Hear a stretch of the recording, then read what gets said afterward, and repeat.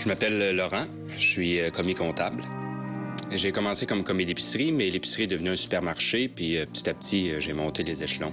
À un moment donné, le patron avait plus de temps, fait qu'il a décidé de me faire confiance puis de me laisser organiser les commandes puis les comptes. Ça allait super bien, jusqu'au jour où il a engagé une directrice de l'administration, qui est devenue mon boss.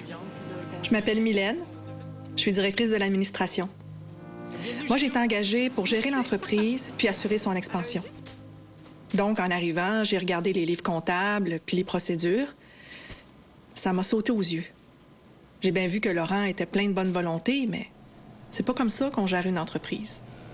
J'ai montré tout ce que j'avais mis sur pied, j'ai même suggéré une couple de nouvelles façons de faire, mais madame n'a pas daigné retenir une seule de mes idées. Elle a tout changé. Je savais que ce serait un gros chambardement. C'était tout du nouveau pour lui. Mais j'ai décidé d'y aller étape par étape, puis de le suivre au jour le jour. Je l'ai envoyé suivre une formation en informatique.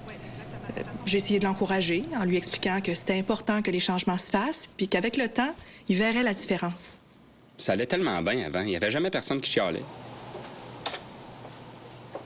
Mais elle, j'avais beau dire ce que je pensais, ça changeait rien. Il n'y avait jamais rien qui faisait son affaire. Fait que je me suis écœuré. Puis j'ai décidé que je faisais mes heures, pas une de plus. Il s'est mis à refuser de faire le travail que je lui demandais. À plusieurs reprises. Où il faisait, mais pas dans les délais. Je l'ai averti que ça marchait pas. Mais il a continué à faire à sa tête. Fait que j'ai été obligée de le réprimander en espérant que ça allait se replacer.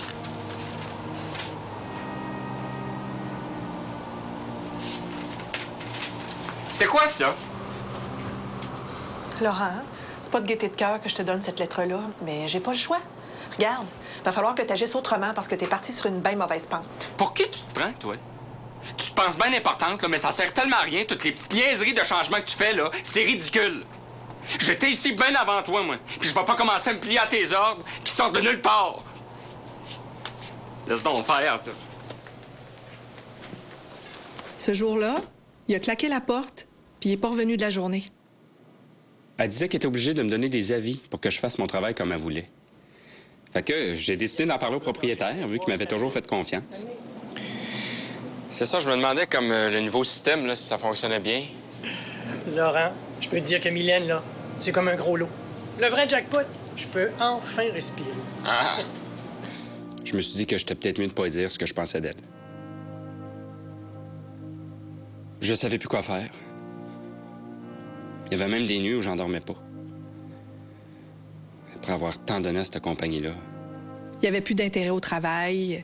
Il s'est mis à s'absenter sans raison. Il respectait pas les échéanciers. Puis il causait des pertes.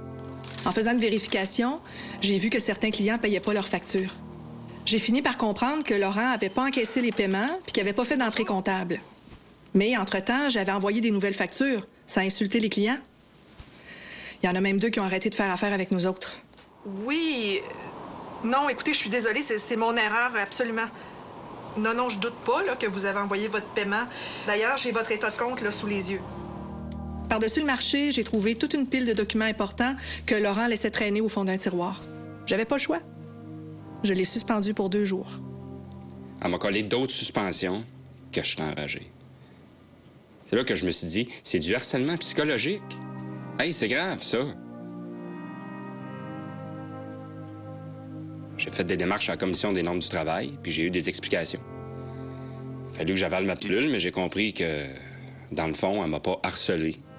Elle m'a jamais manqué de respect. Elle m'a donné des avertissements, elle m'a permis de suivre une formation. Elle faisait juste sa job. Parce que je faisais pas la mienne.